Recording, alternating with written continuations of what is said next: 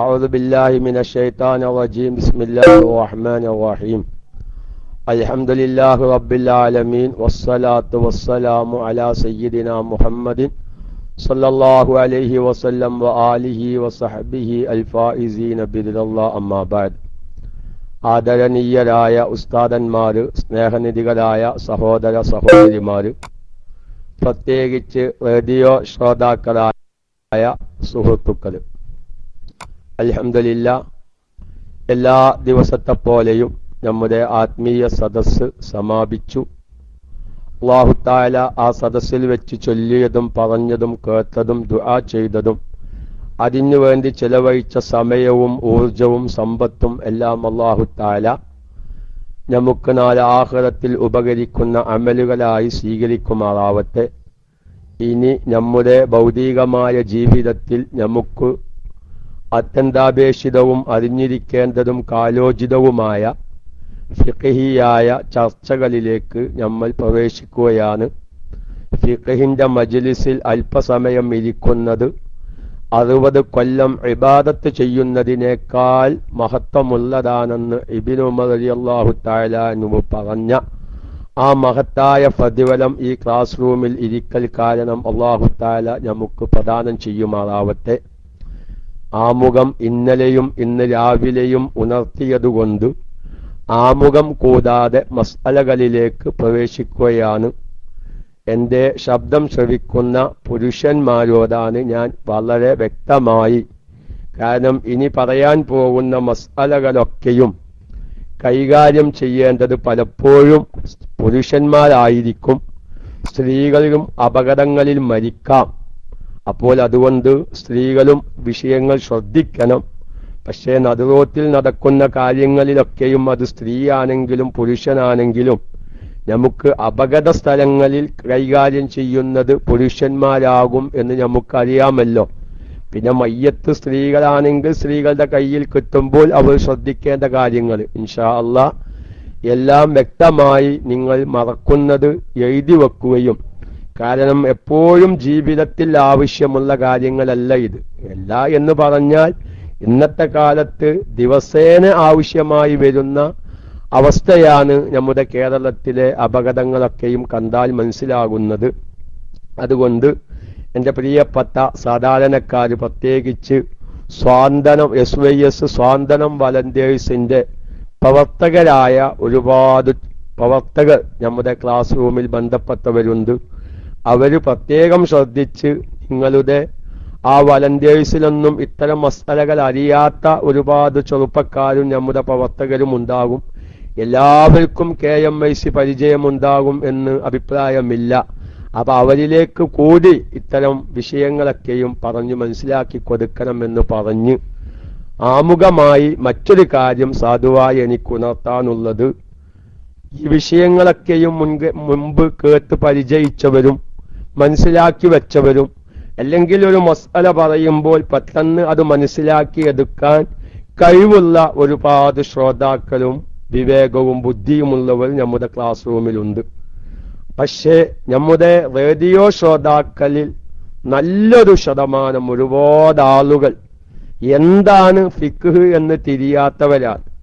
അവര് ചെറുപ്പം മുതൽ കണ്ടുവരുന്ന കുറച്ച് കാര്യങ്ങൾ മനസ്സിലാക്കി വെച്ചു എന്നല്ലാതെ മറ്റൊന്നും അവർക്കറിയില്ല.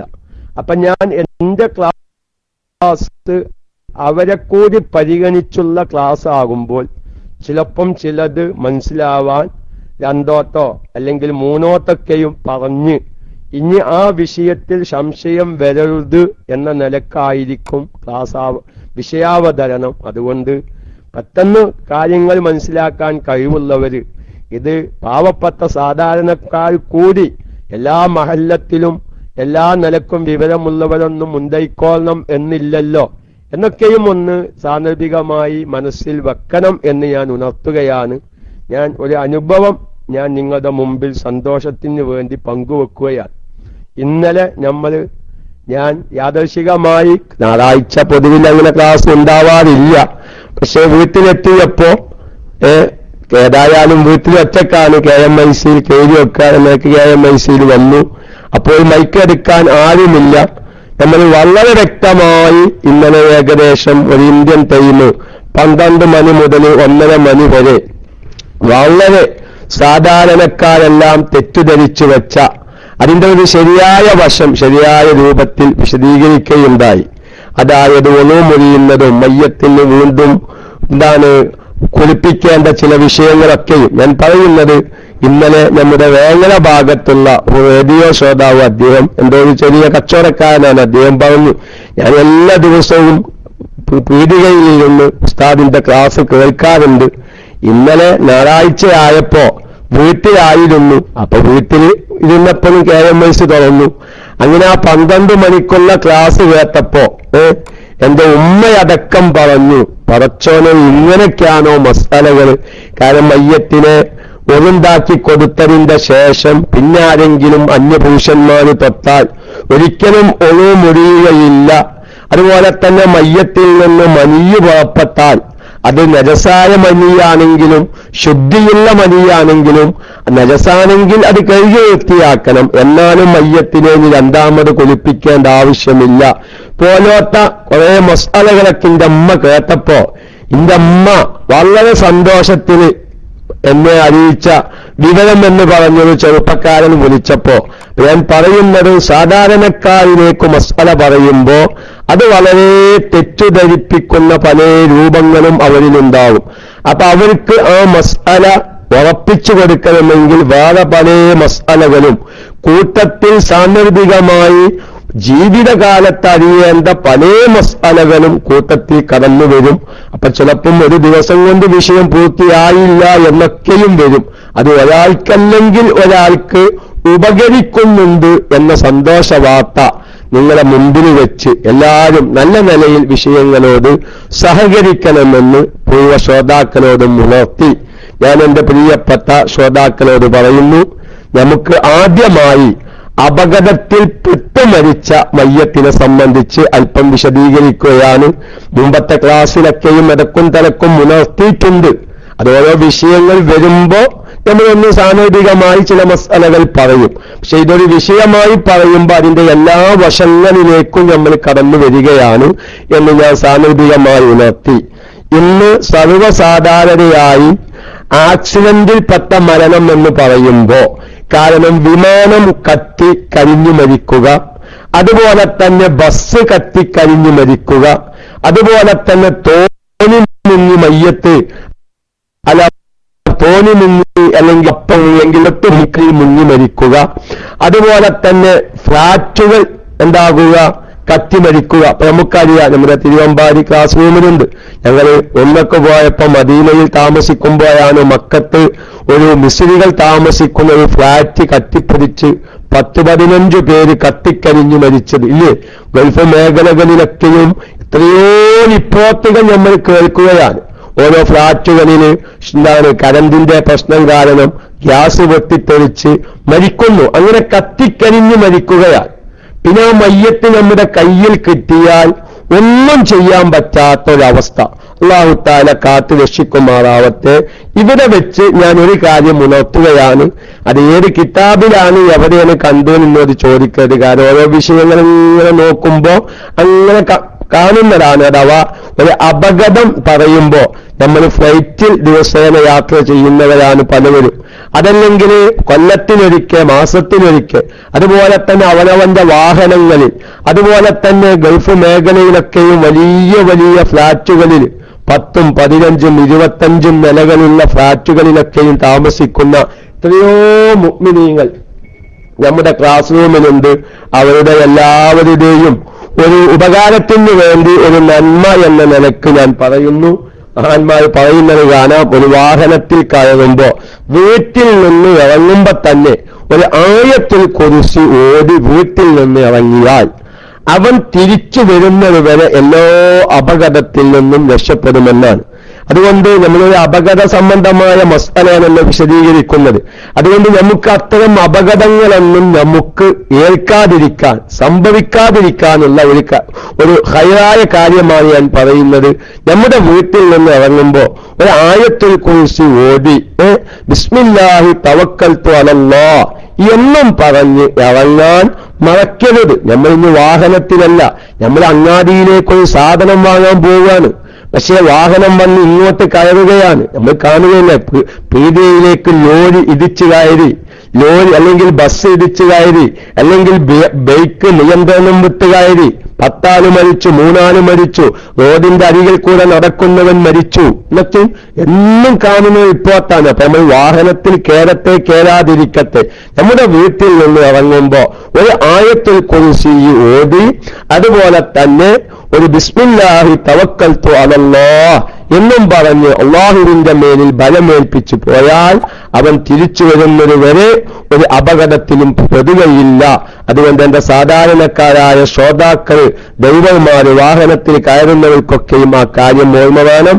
പിന്നെ അതുപോലെ തന്നെ വാഹനത്തിൽ കയറിയതിനു ശേഷം ഇന്നാ അൻസൽനാഹു സൂറത്ത് 3 പ്രാവശ്യം ഓതിയാൽ, ഫ്ലൈറ്റിൽ കയറിയാലും ബസ്സിൽ കയറിയാലും നമ്മുടെ ബൈക്കിൽ കയറിയാലും ജീപ്പിൽ കയറിയാലും ആ കയറിയതിനു ശേഷം 3 പ്രാവശ്യം ഇന്നാ അൻസൽനാഹു ഫീ ലൈലത്തുൽ ഖദ്ർ വമാ അദ്റാക മാ ലൈലത്തുൽ ഖദ്ർ എന്ന സൂറത്ത് 3 പ്രാവശ്യം ഓതിയാൽ ആ വാഹനത്തിന് എന്ത് അപകടം സംഭവിച്ചാലും അവൻ അതിൽ നിന്ന് രക്ഷപ്പെടും എന്നല്ല, അത് ഓതിയ ഒരാൾ ആ വാഹനത്തിലുണ്ടെങ്കിൽ അത് കാരണം ആ വാഹനം അപകടത്തിൽ നിന്ന് രക്ഷപ്പെടുമെന്ന് സൂറത്തുകളുടെ മഹത്വം പറഞ്ഞേടത്ത് ഒരു സ്ഥലത്ത് ഞാൻ കണ്ടിട്ടുണ്ട്.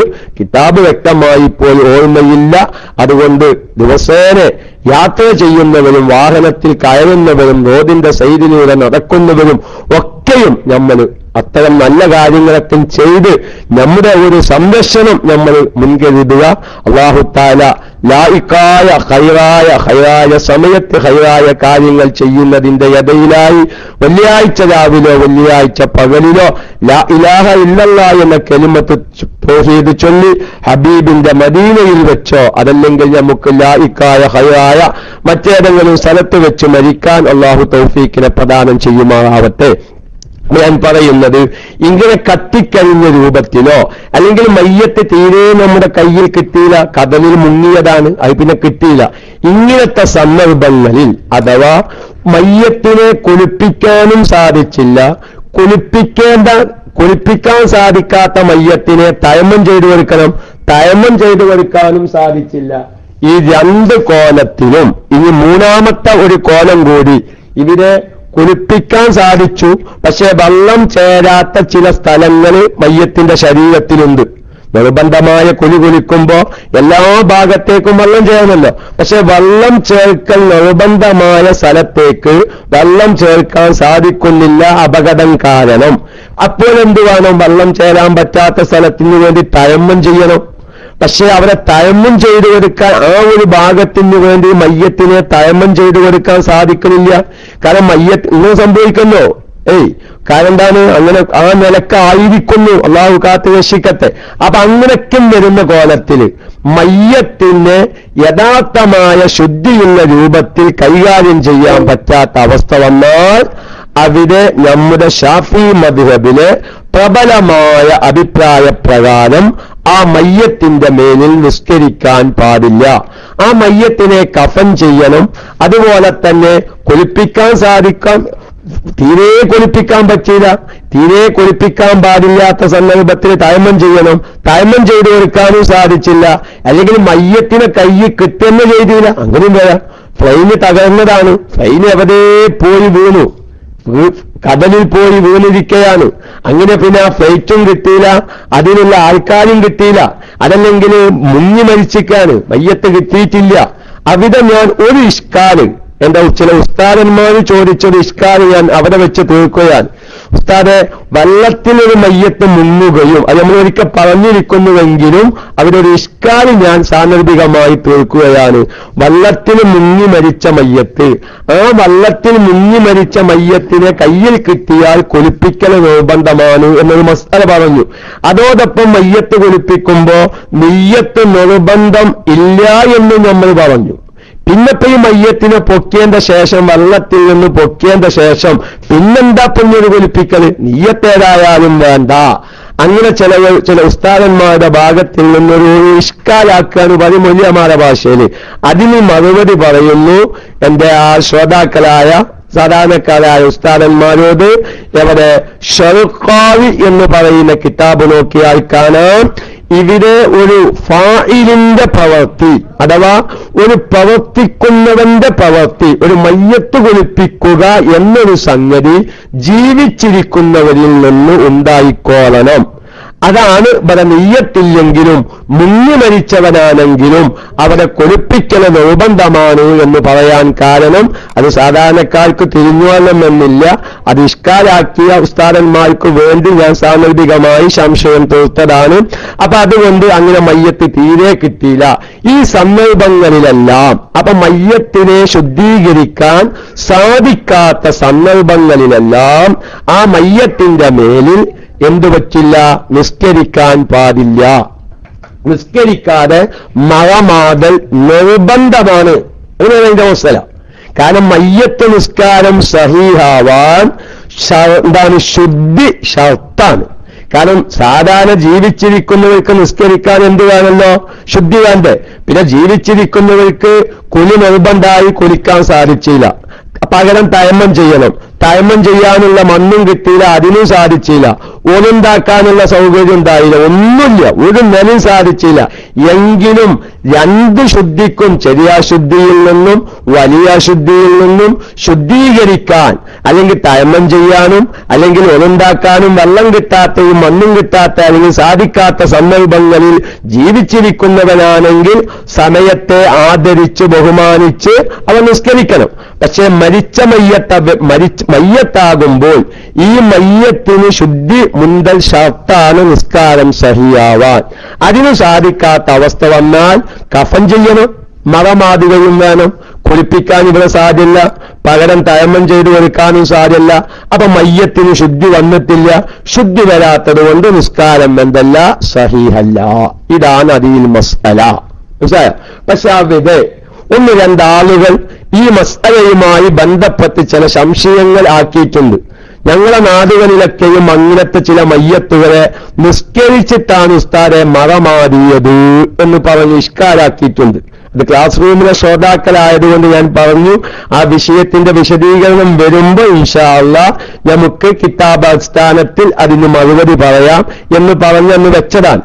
കാരണം ചില സ്ഥലങ്ങളിൽ എന്റെ നാട്ടിലൊക്കെ ഉണ്ടായൊരു അനുഭവം ഞാൻ മുമ്പ് പറഞ്ഞിട്ടുണ്ട്. ഇപ്പൊ നമ്മുടെ ആകത്തുക മസ്അല എന്തായി? മയ്യത്തിനെ കുളിപ്പിക്കാനും സാധിച്ചില്ല, കുളിപ്പിക്കുന്നതിന് പകരം തയമ്മം ചെയ്തു കൊടുക്കാനും സാധിച്ചില്ല, കത്തിക്കരിഞ്ഞ കാരണത്താൽ. അല്ലെങ്കിൽ മയ്യത്തിനെ കയ്യിൽ കിട്ടിയില്ല, ഏതോ ബങ്കിലേക്കത് വീണിക്കാണ്, ആ മയ്യത്തിന് പിന്നെ അത് കിട്ടിയില്ല. അല്ലെങ്കിൽ കടലിൽ മുങ്ങിയതാണ്, നമ്മുടെ കയ്യിൽ ആ മയ്യത്ത് കിട്ടിയില്ല. ഇങ്ങനൊക്കെയും വരുന്ന സന്ദർഭത്തിന് ആ മയ്യത്തിന്റെ മേലിൽ നിസ്കരിക്കാൻ പാടില്ല എന്നാകുന്നു മസ്അല. പക്ഷേ ഇതാണ് ശാഫി മദ്ഹബിലെ പ്രബലമായ അഭിപ്രായവും മുഅ്തമദും അതാണ്. പക്ഷേ നമ്മുടെ ശ്രോതാക്കളിൽ നിന്ന് പലവരും എന്റെ നാട്ടില് അങ്ങനെ ഒരു ആക്സിഡന്റ് മരണത്തില് കുളിപ്പിക്കാനൊന്നും സാധിക്കാതെ തൽക്കാലം വൈക്കലോട്ടത്തിൽ കുറച്ച് വെള്ളമൊഴിച്ച് പിന്നെ കഫൻ ചെയ്ത് നിസ്കരിച്ചല്ലോ എന്ന് ഇഷ്കാലാക്കിയിട്ടുണ്ട്. ആ ഇഷ്കാലിന് മറുപടി നമുക്ക് പറയാം. ഇങ്ങനെയൊക്കെയാണെങ്കിലും മഹാന്മാര് പറയുന്നു, വഖാല ബഅ്ലുൽ മുതാഖിരീന, മുതാഖിരീങ്ങളാവുന്ന ചില പണ്ഡിതന്മാർ പറഞ്ഞു, വലാ വജ്ഹ, യാതൊരു ന്യായവും ഇല്ല, ലിതർക്കി സ്വലാത്തി അലൈഹി, ഈ കുളിപ്പിക്കുവാനോ പകരം തയമ്മം ചെയ്തു കൊടുക്കാനോ സാധിക്കാത്ത മയ്യത്തിന്റെ മേൽ നിസ്കാരം ഉപേക്ഷിക്കലിക്കൊരു ന്യായവുമില്ല. കാരണം അന്നൽ മൈസൂര, സാധിക്കപ്പെടുന്ന കാര്യം ലാ യസ്കുത്തു, അത് ഇല്ലാതെയാകുകയില്ല, ബിൽ മഅസൂരി, സാധിക്കപ്പെടാത്ത കാര്യം കൊണ്ട്. സാധിക്കപ്പെടാത്ത കാര്യം എന്താ? കുളിപ്പിക്കാൻ സാധ്യമല്ല, പകരം തയമ്മം ചെയ്തു കൊടുക്കാനും സാധ്യമല്ല. പക്ഷേ നിസ്കരിക്കുക എന്നുള്ളത് പ്രയാസമില്ലല്ലോ, അതുകൊണ്ട് അത് ഇല്ലാതെയാകൂല എന്നെല്ലാം പറഞ്ഞ് വളരെ വ്യക്തമായി പണ്ഡിതന്മാർ അതിന്റെ ശേഷം വിശദീകരിക്കുന്നുണ്ട്. മുഅ്തമദും മുൻകാല പണ്ഡിതന്മാരും സഹാബത്തിൽ നിന്നെല്ലാം നക്കൽ ചെയ്യപ്പെട്ടത് കുളിപ്പിക്കപ്പെടാത്ത മയ്യത്തിന് പകരം കുളിപ്പിക്കാൻ സാധിക്കാതിരിക്കുമ്പോൾ സാധിക്കാതിരിക്കുമ്പോൾ തയമ്മം ചെയ്തു കൊടുക്കാൻ സാധിക്കാത്ത മയ്യത്തുകളാണെങ്കിൽ നിസ്കരിക്കാൻ പാടില്ല എന്നാണ്. പക്ഷെ നിസ്കരിക്കാമെന്നും ഒരു അഭിപ്രായമുണ്ട്. അവിടെ ഫിഖ്ഹിന്റെ ഗ്രന്ഥങ്ങൾ പറയുന്നു വയംബഇ തഖ്ലീദു ദാലിക്കൽ ജംഇ, ഏത് ആ ജംഅ് അഥവാ അങ്ങനെ കുളിപ്പിക്കാനോ പകരം തയമ്മം ചെയ്തു കൊടുക്കാനോ സാധിക്കാത്ത മയ്യത്താണെങ്കിലും നിസ്കരിക്കാം എന്ന് പറഞ്ഞ ഉലമാഇനോട് പിൻപറ്റല്, തഖ്ലീദ് ചെയ്യല്, അനുകരിക്കല് അത്യാവശ്യമാകും. കാരണം എന്താ, അതല്ലെങ്കിൽ ഈ മയ്യത്തിന്റെ അവകാശികളുടെ മനസ്സിന് വല്ലാത്തൊരു വിഷമമായിരിക്കും. ഒരു നിസ്കരിക്കാതെ ഒരു മയ്യത്തിനെ ഖബറടക്കുമ്പോ നമുക്ക് തന്നെ സ്വാഭാവികമായും ആ മയ്യത്തിനോട് ഒരു എന്ത് അനാദരവ് കാണിച്ചോ എന്നൊരു തോന്നൽ സംഭവിച്ചേക്കാം. അതുപോലെ തന്നെ ഈ മയ്യത്തിന്റെ അഹ്ലുകാരുടെ ഖാതിർ എന്ന് പറഞ്ഞാൽ അവരുടെ ഖൽബിന് ഒരു സമാധാനം കിട്ടാൻ അത് നല്ലതാണ് എന്ന് ചില പണ്ഡിതന്മാർ പറഞ്ഞ അടിസ്ഥാനത്തിലായിരിക്കാം ഇങ്ങനത്തെ സന്ദർഭങ്ങളിൽ തയമ്മം ചെയ്തു കൊടുക്കാനും കുളിപ്പിക്കാനും രണ്ടിനും സാധിക്കാത്ത മയ്യത്തുകളുടെ പേരിൽ ചില ഉലമാ ചിലപ്പം സാന്ദർഭികമായി ആ കൗലുകൾ വെച്ച് നിസ്കരിക്കാൻ പറയാറുണ്ട് എന്ന് ഞാൻ സാന്ദർഭികമായി ഉണർത്തുന്നു. കാരണം ഞാൻ അവിടെ വേറൊരു മസ്അല പറയുകയാണ്. കാരണം സാധാരണഗതിയിൽ പള്ളിയിൽ വെച്ച് നിസ്കരിക്കൽ നല്ലതാണ്. പക്ഷെ അവിടെ ഒരു മസ്അലയുണ്ട്. മയ്യത്തിൽ നിന്ന് രക്തം ഒന്നായിട്ട് വന്നുകൊണ്ടിരിക്കുകയാണ്. ഈ മയ്യത്തിന്റെ ദേഹത്തൊക്കെ ഇപ്പൊ നജസാണ്, അല്ലെങ്കിൽ ഈ മയ്യത്തിനെ പള്ളിയിലേക്ക് കയറ്റിയാൽ പള്ളിയിൽ നജസാകും എന്ന് കാണുന്നിടത്ത് പള്ളിയിലേക്ക് മയ്യത്തിനെ കയറ്റാൻ പാടില്ല. ഇപ്പൊ എന്റെ അനുഭവത്തിൽ ഒരു നാട്ടിലുണ്ടായ സംഭവം, ഒരു മനുഷ്യൻ തീരെ നിസ്കരിക്കാല, തീരെ വെള്ളിയാഴ്ച ജുമുഅക്ക് പോലും പോവാത്തൊരു മനുഷ്യനെ, വെള്ളിയാഴ്ച ജുമുഅക്ക് പോലും പോവാത്ത ഒരു മനുഷ്യൻ എല്ലാവരും അദ്ദേഹത്തോട് പറയും. പക്ഷെ അവസാനം അദ്ദേഹം മരിച്ച് അറ്റാക്കായിട്ടാണ് അദ്ദേഹം മരിക്കുന്നത്. പക്ഷേ രക്തം മരിച്ചതിന് ശേഷം രക്തം നിൽക്കാതെ വരികയാണ്. നീ രക്തം നിൽക്കാതെ വരുമ്പോ എങ്ങനെയൊക്കെ നമ്മൾ നിസ്കരിക്കൊക്കെ നമ്മൾ പറയുന്നുണ്ട്, വേജാറാവണ്ട. അങ്ങനെ രക്തം നിൽക്കാതെ വരികയാണ്. പെട്ടെന്ന് മസ്അല പ്രകാരം വേഗം കുളിപ്പിച്ച് വീട്ടിൽ നിന്ന് തന്നെ നിസ്കരിച്ച്, കാരണം പള്ളിയിലേക്ക് മയ്യത്തിനെ കയറ്റിയാൽ പള്ളിയിൽ രക്തമാകുമെന്ന ഭയം വന്ന കാരണം അവിടെ കൂടിയ ഉസ്താദന്മാരും ജനങ്ങളും വീട്ടിൽ വെച്ച് തന്നെ നമുക്ക് നിസ്കരിക്കാം. എന്താ സംഭവിച്ചു എന്നറിയുമോ? ആ വ്യക്തിയെ നേരെ വീട്ടിൽ വെച്ച് ജനങ്ങൾ നിസ്കരിച്ച് പള്ളിയിലേക്ക് കയറ്റാതെ പള്ളിപ്പറമ്പിൽ കൊണ്ടുപോയി ഖബറടക്കി. നാട്ടിലാകെ ചർച്ചയായി. നോക്കി, ചർച്ചയാവൂലേ? ഓൻ ജീവിതകാലത്ത് പള്ളിയിലേക്ക് കയറിയില്ല, മരിച്ചതിന്റെ ശേഷം ഓൻക്കൊന്ന് പള്ളിക്കലേക്ക് കയറാനുള്ള ഭാഗ്യം ഉണ്ടായില്ല. നോക്കിയത്. അപ്പൊ ഇതൊക്കെയും അത് കേൾക്കുമ്പോ ഈ മയ്യത്തിന്റെ അവകാശികളെ സംബന്ധിച്ച് വലിയ വിഷമം തോന്നും. അപ്പൊ ഇങ്ങനെ ചില ഫിഖ്ഹിന്റെ ഗ്രന്ഥങ്ങളിൽ തന്നെ പറയുന്നു, ഈ മയ്യത്തിന്റെ അഹ്ലുകാരുടെ ഈ മയ്യത്തിന്റെ അഹ്ലുകാരുടെ ഖാതിർ ഖൽബിന് ഒരു പരിഹാരമെന്നോണം മയ്യത്തിന് നമ്മളെ അനാദരവ് കാണിച്ചു എന്ന് വരാതിരിക്കാനും ഇങ്ങനത്തെ സന്ദർഭങ്ങളിൽ അവരെ കുളിപ്പിക്കുവാനും അതല്ലെങ്കിൽ പകരം തയമ്മം ചെയ്തു കൊടുക്കാനും സാധ്യമല്ലെങ്കിലും നിസ്കരിക്കാമെന്ന് ചില ഇമാമിയങ്ങൾക്ക് അഭിപ്രായമുണ്ട്. ഈ അഭിപ്രായം പരിഗണിച്ച് പല നാടുകളിലും അങ്ങനെ ചെയ്യാറുണ്ട്. ഞാനിത് പറയാൻ കാരണം മുഅ്തമദിന് എതിരുള്ള മസ്അലകൾ പറയാൻ പാടില്ല എന്നാണ്. പക്ഷേ ഇത് പല മഹല്ലത്തിലും ഇന്ന് വ്യാപകമായി ഇങ്ങനത്തെ അപകട മരണങ്ങളിൽ സംഭവിക്കുമ്പോ നമ്മൾ മസ്അല പറയുന്നു, പക്ഷേ കേൾക്കുന്നവര് നിസ്കരിക്കാൻ പാടില്ല, പിന്നെന്താ എന്റെ രാജ്യത്ത് നിസ്കരിക്കുന്നത്, ചിലപ്പോൾ വലിയ വിഷയങ്ങളുണ്ടാവും. അപ്പൊ അതുകൊണ്ടാണ് ഞാൻ ആ ഒരു മസ്അല സാധാരണ മുഅ്തമദിന് എതിരുള്ളതെന്നും പറയാറില്ല. പക്ഷെ ഇങ്ങനത്തെ പൊതുജനങ്ങളിലേക്ക് ഇറങ്ങി വരുന്ന ചില വിഷയങ്ങൾ നമ്മുടെ ശ്രോതാക്കളെ ഉണർത്തിയില്ലെങ്കിൽ അവര് മസ്അല കേട്ട് അവരുടെ മഹല്ലത്തിൽ പ്രശ്നങ്ങൾ ഉണ്ടാക്കുമ്പോ യബുനജയ്ക്ക് മസ്അല വലിച്ചത് എന്ന് നമ്മുടെ പ്രവർത്തകരോട് ചിലപ്പം എന്താകും ചോദിക്കാൻ സാധ്യതയുണ്ട്. അപ്പൊ അത് നമ്മുടെ പ്രവർത്തകർക്ക് വരാതിരിക്കാനാണ് ഞാൻ ഇവിടെ ഒരു രണ്ടാം കൗല് ഉദ്ധരിച്ചത് എന്ന് ഞാൻ സാന്ദർഭികമായി ഉണർത്തുകയാണ്. അപ്പൊ അതുകൊണ്ട് എന്റെ പ്രിയപ്പെട്ട സുഹൃത്തുക്കൾ അക്കാര്യം വളരെയധികം ശ്രദ്ധിക്കുക. നമ്മുടെ കുളിപ്പിക്കുവാനോ അതല്ലെങ്കിൽ പകരം തയമ്മം ചെയ്തു കൊടുക്കാനോ സാധിക്കാത്ത, അല്ലെങ്കിൽ ആള് മരിച്ചു ബങ്കിലേക്ക് വലിയ കടങ്ങിലേക്ക് വീണു, അല്ലെങ്കിൽ പുഴയിൽ മുങ്ങി, അല്ലെങ്കിൽ കടലിൽ മുങ്ങി, ആ മയ്യത്ത് തന്നെ നമുക്ക് കിട്ടാത്തൊരവസ്ഥ വന്നു. ഇങ്ങനത്തെ സന്ദർഭങ്ങളിൽ ഷാഫി മദ്ഹബിലെ പ്രബലമായ അഭിപ്രായപ്രകാരം മയ്യത്തിന് ശുദ്ധി വരാത്തത് കൊണ്ട് അവരുടെ നിസ്കാരം സഹീഹല്ല എന്നുള്ളതാണ് നമ്മൾ ഫത്വ നൽകേണ്ടതും ജനങ്ങൾക്ക് പഠിപ്പിക്കേണ്ടതും ഷാഫി മദ്ഹബിലെ മുഅ്തമദും അതാണെന്ന് സാന്ദർഭികമായി ഉണർത്തുകയാണ്. ഇനി നമ്മൾ ശ്രദ്ധിക്കേണ്ട രണ്ടാമത്തെ മസ്അല, നമ്മൾ മയ്യത്ത് കുളിപ്പിച്ചുകൊണ്ടിരിക്കുകയാണ്. മയ്യത്ത് കുളിപ്പിച്ചുകൊണ്ടിരിക്കുമ്പോ രക്തം നിൽക്കാതെ വരികയാണ്. മലദ്വാരത്തിലൂടെയോ മുൻദ്വാരത്തിലൂടെയോ അതല്ലെങ്കിൽ പ്രത്യേകമായ ദ്വാരമുണ്ടാക്കിയിരുന്നു, നിങ്ങൾ കണ്ടിട്ടില്ലേ? അല്ലാഹു കാത്തു രക്ഷിക്കട്ടെ. ചില രോഗികളുടെ ഈ ചങ്കിന്റെ താഴ്ഭാഗത്ത്, ഈ ചങ്കിന്റെ ഭാഗത്ത് ഓൾസ് ഉണ്ടാക്കും. എന്നിട്ട് അതിലൂടെ പൈപ്പിട്ടെങ്ങാണ്ട് ശ്വാസം പുറത്തേക്ക് വരുന്നവരെ കണ്ടിട്ടില്ലെങ്കിൽ ഇഷ്ടം പോലെ. അതുപോലെ തന്നെ മലം സാധാ ദ്വാരത്തിലൂടെ മലം പുറത്തേക്ക് പോവാൻ വരാത്തതിന്റെ പേരിൽ ഇടതുഭാഗത്ത് പ്രത്യേകമായ ഓൾസ് ഉണ്ടാക്കി പൈപ്പിട്ട് മലം പുറത്തേക്കെടുക്കുന്ന, സാധാരണ മൂത്രം തടസ്സമുണ്ടായാൽ ചൂടുന്നത് പോലെ മലസഞ്ചിയിലേക്ക് ബാരിയല്ലിന്റെ താഴ്ഭാഗത്തേക്ക് മോൾസ് ഉണ്ടാക്കി പൈപ്പിട്ട് മലം പുറത്തേക്കെടുക്കുന്ന എത്രയോ രോഗികളെ കാണാം. അപ്പൊ അങ്ങനത്തെ രോഗികളൊക്കെ മരിക്കുമ്പോ അല്ലെങ്കിൽ പ്രത്യേകമായ ഓപ്പറേഷത്തിന് വേണ്ടി ഓൾസ് ഉണ്ടാക്കിയിരുന്നു. പക്ഷേ രക്തം എന്ത് ചെയ്യുകയാണ്? ഒന്നും കൊണ്ടേ ഇരിക്കുകയാണ്, രക്തം നിൽക്കുന്നില്ല. ഇങ്ങനത്തെ മയ്യത്തുകളെ എങ്ങനെ കൈകാര്യം ചെയ്യണം എന്ന് പറയുമ്പോ അവരെ ആമുഖമായി മനസ്സിലാക്കേണ്ട മറ്റൊരു മസ്അല എന്താ?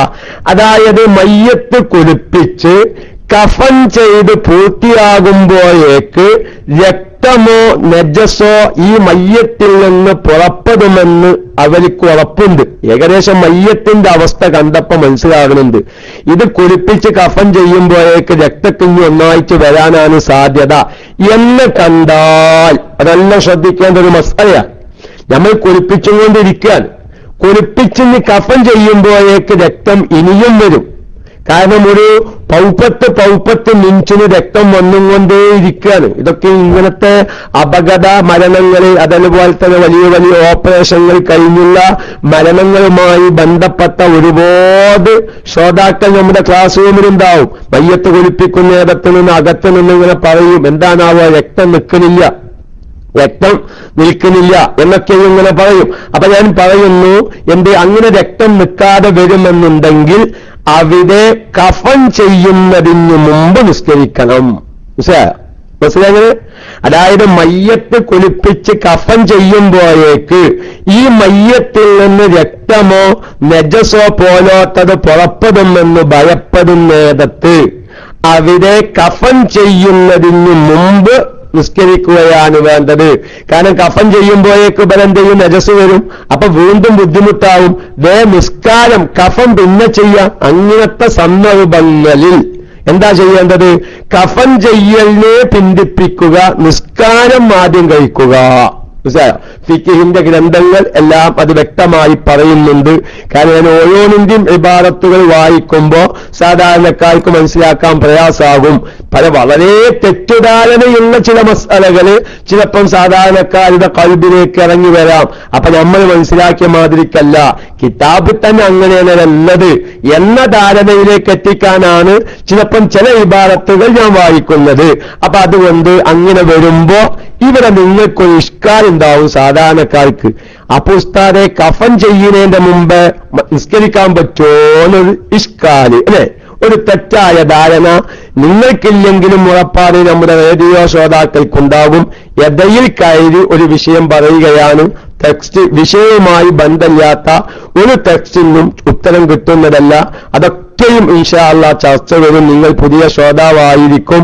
അഥവാ ജീവനില്ലാത്ത കുട്ടി പ്രസവിച്ചാൽ, മാസം തികയാതെ പ്രസവിച്ചാൽ, മാസം തികഞ്ഞു പ്രസവിച്ചാൽ, ഇങ്ങനെ ചാപ്പുള്ളകൾക്കുള്ള നിസ്കാരത്തിന്റെയും കുലിയുടെയും മറമാടുന്നതിന്റെ ഹുക്കുമുകളൊക്കെയും ഇൻഷാ അല്ലാഹ് വരുമെന്ന് അത്തരം ശ്രോതാക്കൾ അറിയിക്കുന്നു.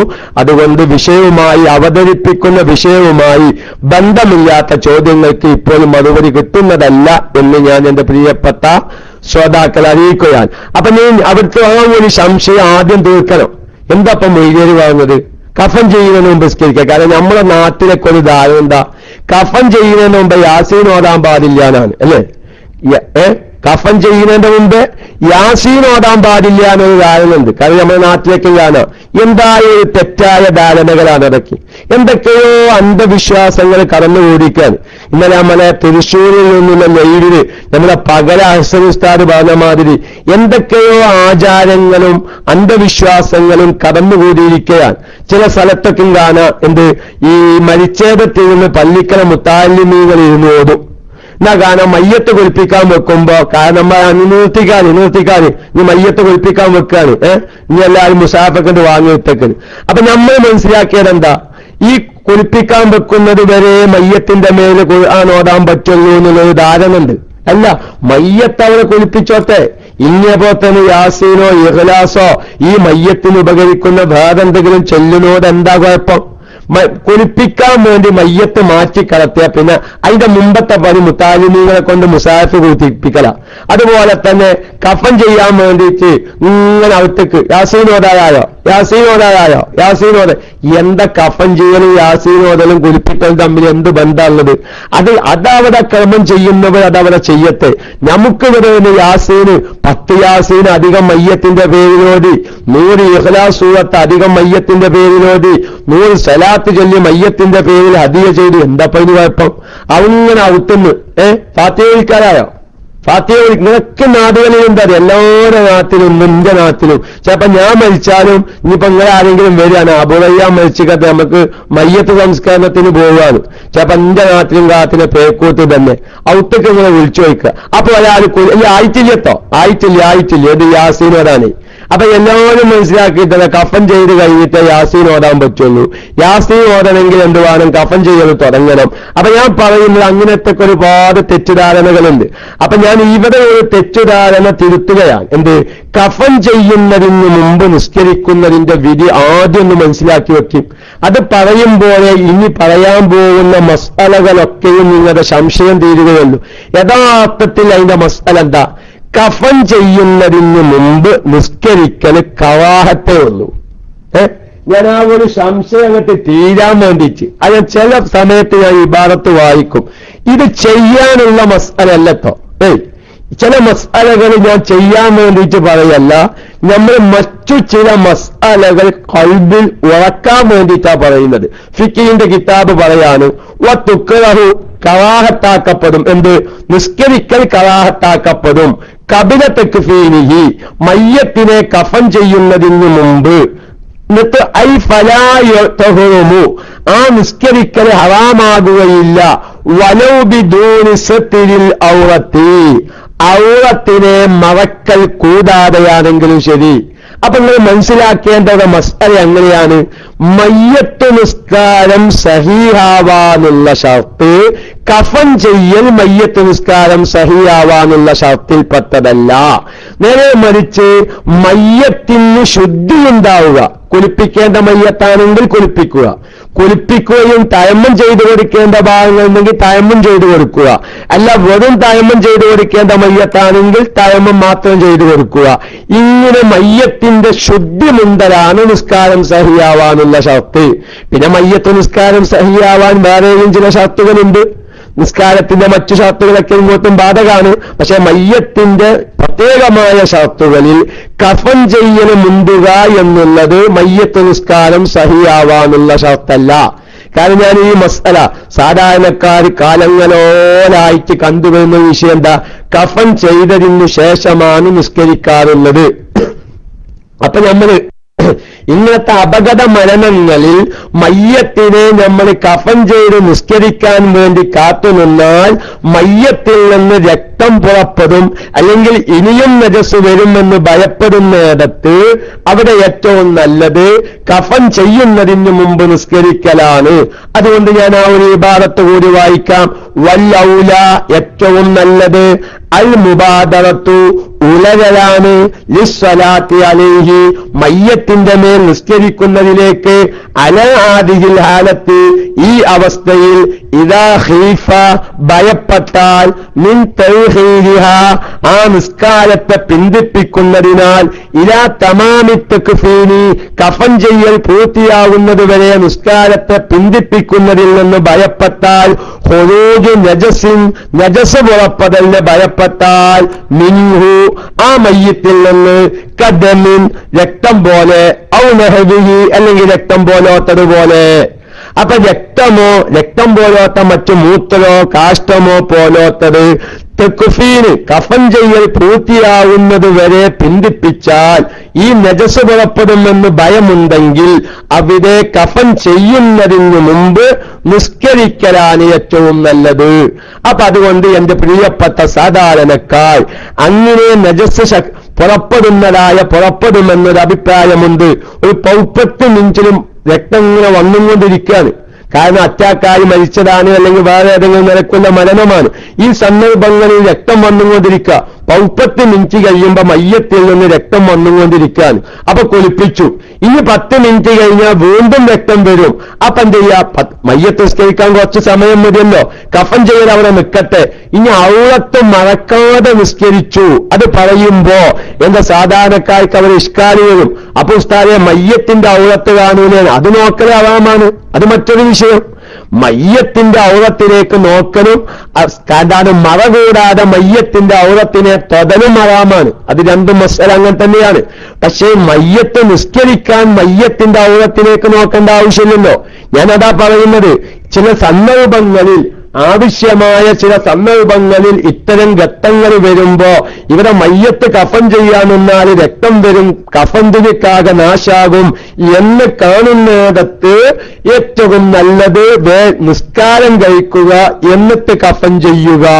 അതാണ് ഏറ്റവും നല്ലതെന്ന് ഞാൻ ഇപ്പോൾ വായിച്ചത് ഷെറുവാനി, അലീഷിബ്രാം അല്ലസി, ബുജൈരിനി പോലത്തെ എല്ലാ ഫിഖിന്റെ ഗ്രന്ഥങ്ങളിലും ഈ മസ്അല കാണാം. അപ്പൊ അതുകൊണ്ട് കഫൻ ചെയ്യുന്നതിന് മുമ്പ് നിസ്കരിക്കൽ കറാഹത്താണ്. അപ്പോൾ ഒരാൾ ഒരു കാരണമില്ല, ഒരു നജസ് പുറപ്പെടുന്ന പ്രശ്നമോ കഫൻ തുണിയിൽ നജസാകുന്ന വിഷയം ഒന്നുമില്ല, കുളിപ്പിക്കൽ കഴിഞ്ഞാൽ നിസ്കരിച്ച് എന്നിട്ടാണ് കഫൻ ചെയ്തത്, നിസ്കാരത്തിന് യാതൊരു കുഴപ്പമില്ല. ആ ചെയ്ത പരിപാടി കറാഹത്തായിപ്പോയി. ഇനി അവിടെ ഒരു മസ്അല പറയുമ്പോൾ ഒന്നുകൂടി അവിടെ ശ്രദ്ധിക്കണം. കഫൻ ചെയ്യുന്നതിന് മുമ്പ് മറമാടാൻ പാടില്ല, അത് ഹറാമാണ്. അത് വേറെ കാര്യം. കഫൻ ചെയ്യുന്നതിന്റെ മുമ്പ് മയ്യത്തിനെ കഫൻ ചെയ്യാതെ മറമാടുക, അത് ഹറാമാണ്. ഇനി അതുപോലെ തന്നെ കഫൻ ചെയ്ത് കുളിപ്പിച്ച് കഫൻ ചെയ്ത് നിസ്കരിച്ചിട്ടാണ് മയ്യത്തിനെ മറമാടേണ്ടത്. സാങ്കേതികമായി മനസ്സിലാക്കേണ്ട തെറ്റുധാരണകൾ തീരാനുള്ള മസ്അലകളാണ്, ചെയ്യാനുള്ള മസ്അലകളല്ല. ഒരാൾ എന്ത് ചെയ്തു? ഒരു നാട്ടുകാര് മയ്യത്തിനെ എളുപ്പം അങ്ങോട്ട് കഫൻ മറമാടി, ചിലപ്പോ ആവശ്യമാകും. മയ്യത്തിൽ നിന്ന് കഫൻ ചെയ്ത് കിട്ടി, ഇനി ചിലപ്പോ എന്താവും, രക്തം ഒന്നായിട്ട് വരും. രക്തം ഒന്നായിട്ട് വന്നാൽ കഫന്തിനേക്കാകെ രക്തത്തിൽ കുളിക്കും. ആ ഒരു അവസ്ഥയിലാണ് മയ്യത്തിന്റെ അവസ്ഥയുള്ളത്. അപ്പൊ എന്തേത്? പെട്ടെന്ന് മറമാടിയിട്ടാ നിസ്കരിച്ചത്, നിസ്കാരത്തിനൊരു കുഴപ്പമില്ല. പക്ഷേ അവിടെ നിർബന്ധം എന്താണ്? അങ്ങനത്തെ പ്രത്യേകമായ സാഹചര്യങ്ങളൊന്നും ഇല്ലാത്തയിടത്തും പൊതുവിൽ അവിടെ ചെയ്യേണ്ട മസ്അല എന്താണ്? നിസ്കാരം കഴിഞ്ഞിട്ടേ മയ്യത്ത് മറമാടാൻ പറ്റുകയുള്ളൂ. പക്ഷേ നിസ്കാരം കഴിയുന്നതിന് മുമ്പ് മയ്യത്ത് മറമാടിയാൽ ആ ചെയ്തത് ഹറാമാണ്, അവൾ നിർബന്ധമായ കാര്യം ചെയ്തില്ല. അപ്പൊ നിസ്കാരം കബറിങ്ങ പോയിട്ടുണ്ടാക്കിയ നിസ്കരിച്ചാൽ മതി. അപ്പൊ മയ്യത്ത് നിസ്കരിക്കാതെ കബറടക്കിയാൽ കബറുങ്ങൾ വെച്ച് നിസ്കരിച്ചാലും ആ നിർബന്ധമായ ഫറള് വീടുന്നതാണ് എന്ന് ഞാൻ സാന്ദർഭികമായി ഉണർത്തുന്നു. അപ്പൊ ഇവിടെ മനസ്സിലാക്കേണ്ട മസ്അല എന്താണ്? ഒരാള് മയ്യത്തിനെ കഫൻ ചെയ്യാതെ നിസ്കരിച്ചാൽ നിസ്കാരം സഹീഹാണ്. അത് ചെയ്തത് കറാഹത്തായി പോയി.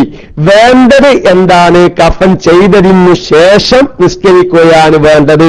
ഇനി മയ്യത്തിന്റെ ഔറത്ത് പോലും മറക്കാതെ കുളിപ്പിച്ച് ശുദ്ധിയാക്കിയതിനു ശേഷം, അല്ലെങ്കിൽ തയമ്മം ചെയ്ത് ശുദ്ധിയാക്കിയതിനു ശേഷം ഔറത്ത് മറക്കാതെ ഒരു മയ്യത്തിന്റെ മേൽ നിസ്കരിച്ചാലും ഓനാ ചെയ്തത് ശരിയായില്ല, പക്ഷെ നിസ്കാരം സഹിയാണ്. ഏതുപോലെ ഒരാള് മറ്റൊരാളുടെ വസ്ത്രം അതിക്രമമായി പിടിച്ചു വാങ്ങി ആ വസ്ത്രം എടുത്തൊരാൾ നിസ്കരിച്ചു, ഒരാളുടെ ഭൂമിയിൽ അതിക്രമിച്ചു കയറി, ഒരാളുടെ വീട്ടിൽ അതിക്രമിച്ചു കയറിയോ നിസ്കരിച്ചു, ഓൻ ചെയ്തത് ഹറാമാണ്, പക്ഷേ നിസ്കാരത്തിന് എന്തില്ല, കുഴപ്പമില്ല, നിസ്കാരം സഹിഹാണ്. അപ്പൊ ഞാൻ ഇവരെ ഈ മസ്അല മനസ്സിലാക്കാനാണ് ഞാൻ പറഞ്ഞത്. ഏത് മസ്അല?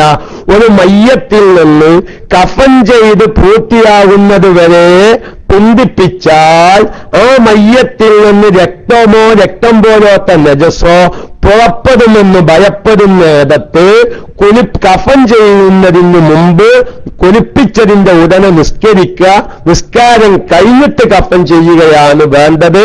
അതാണ് ഏറ്റവും നല്ലത് എന്ന് പണ്ഡിതന്മാർ വളരെ വ്യക്തമായി പറയുകയാണ്. ഇനി മനസ്സിലായാലും ഈ വിഷയത്തിലൊക്കെ നിഷ്കാലികൾ എന്നത് തീർക്കണട്ടോ. എന്റെ പുതിയ ശ്രോതാക്കളോടും അല്ലാത്തവരോടൊക്കെയും ഞാൻ പറയുന്നു, സംശയമുള്ളവർ എല്ലാ ഇഷ്കാലുകളും തീർക്കേണ്ടതാണ്. ആരുടെ മുമ്പിലും നമുക്കിനി നമ്മുടെ മറ്റു SYSന്റെ SSFന്റെ പ്രവർത്തകർക്കൊക്കെയും ഒരു അപകടത്തിൽപ്പെട്ട മയ്യത്ത് കയ്യിൽ കിട്ടുമ്പോൾ കൈകാര്യം ചെയ്യേണ്ട രൂപം വ്യക്തമായി പഠിപ്പിക്കാൻ എല്ലാവരും സംശയങ്ങൾ മൈക്ക് എടുത്തിട്ടോ മലയാളത്തിൽ PM അയച്ചിട്ടോ ഓരോ വിഷയവും കഴിഞ്ഞതിനു ശേഷം തീർക്കണമെന്ന് എന്റെ പ്രിയപ്പെട്ട മുഴുവൻ ശ്രോതാക്കളെയും ഞാൻ ഉണർത്തുകയാണ്. ഇനി നമ്മുടെ അടുത്ത് പറയാൻ പോകുന്ന അടുത്ത മസ്അല എന്താ? മയ്യത്ത് കുളിപ്പിക്കുകയാണ്.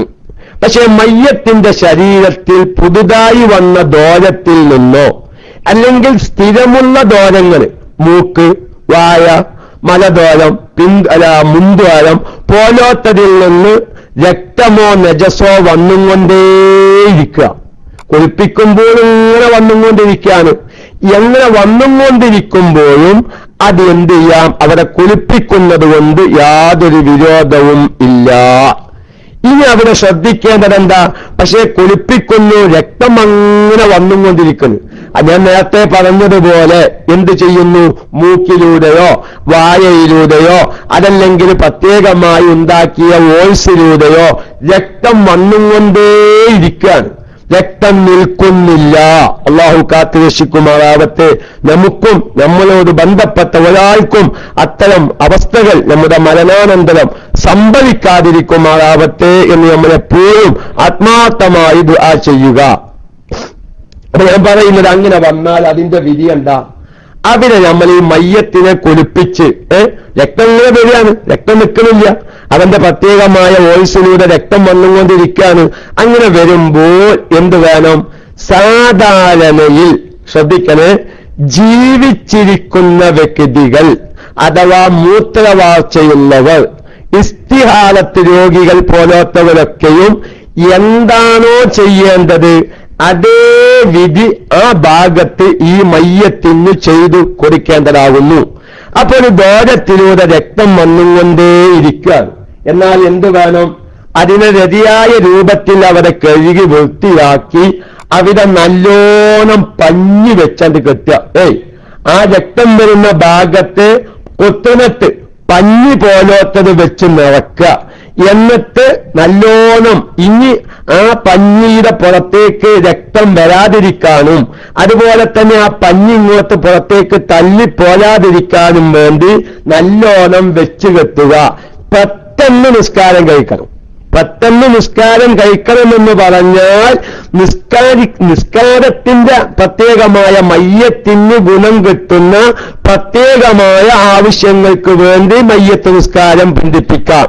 അവിടെ ഒന്നുകൂടി ആ മസ്അല എല്ലാവർക്കും തിരിയാൻ വേണ്ടി പറയാണ്. കാരണം സാധാരണഗതിയിൽ മൂത്രവാർച്ചയുള്ളവൻ അതുപോലെ തന്നെ ഇസ്തിഹാലത്ത് രോഗികൾ എന്താണോ നിസ്കാരത്തിന്റെ സമയത്ത് ചെയ്യേണ്ടത്, നിസ്കാരത്തിന്റെ സമയം ആയതിനു ശേഷം എന്ത് ചെയ്യുക? ഗുഹ്യസ്ഥാനം, ആ മൂത്രം പുറപ്പെടുന്ന ഭാഗം, അതല്ലെങ്കിൽ ഇസ്തിഹാലത്തുകാരിയാണെങ്കിൽ അവന് കഴുകി വൃത്തിയാക്കി പഞ്ഞി വെക്കേണ്ട സ്ഥലത്ത് പഞ്ഞി വെക്കുക. പഞ്ഞി വെക്കേണ്ടത് എവിടെയാണെന്നൊക്കെയും നമ്മൾ മുൻ ക്ലാസുകളിൽ നമ്മുടെ ഹൈലും ഇസ്തിഹാലത്തുമായി ബന്ധപ്പെട്ട ക്ലാസുകളിൽ വിശദീകരിച്ചിട്ടുണ്ട്. ആ ഭാഗത്ത് പഞ്ഞി വെച്ച് പെട്ടെന്ന് ഒന്നുണ്ടാക്കി നിസ്കരിക്കണം. ആ നിസ്കരിക്കണം എന്ന് പറയുമ്പോ എന്തു ചെയ്തു? ജമാഅത്തിന് വേണ്ടി അല്പസമയം ബന്ധിപ്പിക്കുക. അതല്ലെങ്കിൽ വീട്ടിൽ നിന്ന് പുരുഷന്മാര് മൂത്രവാർച്ചയുള്ള ആള് വീട്ടിൽ നിന്ന് ഈ കാര്യങ്ങളൊക്കെ ചെയ്തിട്ട് എന്ത് ചെയ്യാ? നിസ്കരിക്കാൻ വേണ്ടി പള്ളിയിലേക്ക് പോകുമ്പോൾ അല്പസമയം പിന്തുടരുമല്ലോ. അങ്ങനെ നിസ്കാരവുമായി ബന്ധപ്പെട്ട വിഷയങ്ങൾക്ക് അല്പസമയം ബന്ധിപ്പിക്കുന്നത് കൊണ്ട് വിരോധമില്ല എന്ന് പറഞ്ഞതുപോലെ ഒരു മയ്യത്തിന്റെ ശരീരത്തിലുള്ള രക്തദ്വാരത്തിൽ നിന്ന് രക്തം പ്രവഹിച്ചും കൊണ്ടേ ഇരിക്കുന്നു എങ്കിൽ ആ ദ്വാരത്തിന്റെ ഭാഗത്ത് നല്ലോണം പഞ്ഞി വെച്ച് പുറത്തേക്ക് രക്തം വരാത്ത രൂപത്തിൽ പഞ്ഞി വെച്ച് ഫിറ്റാക്കി അവിടെ വെച്ച് കെട്ടുക.